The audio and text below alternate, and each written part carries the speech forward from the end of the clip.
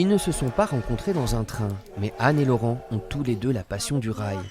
Dans leur magasin de livres, le Papier Bavard, ils ont toute une pièce consacrée à la littérature ferroviaire, sous toutes ses formes. Des romans de gare, bien sûr, mais aussi des ouvrages techniques et de rares documents historiques. Comme cette affiche du Second Empire. 1854, par exemple, vous voyez ça. C'était la presse de l'époque. Ou ces archives d'un fabricant de trains miniatures. C'est toute sa documentation technique servant à la création des maquettes. Ou encore ce rapport préalable à la construction d'une des premières lignes. Or, c'est le genre de documents qui peuvent intéresser certaines revues spécialisées ou certains historiens du rail. Laurent a commencé enfant par les trains miniatures avant de rejoindre une association qui faisait revivre les vieilles locomotives.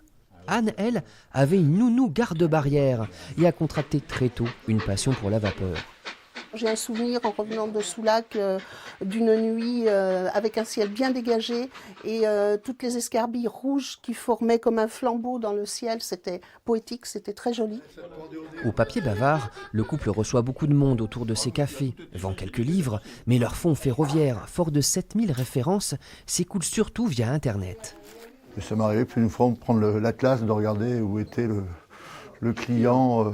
Chez un client, par exemple, en plein milieu du Texas, dans une petite commune. J'ai vendu, par exemple, un manuel de conduite de locomotive électrique française à un Japonais. Je ne sais pas ce qu'il voulait en faire, mais... Voici un dernier trésor, une machine flamand. Cet appareil, vieux d'un siècle, était la boîte noire d'une locomotive, enregistrant sa vitesse et son parcours.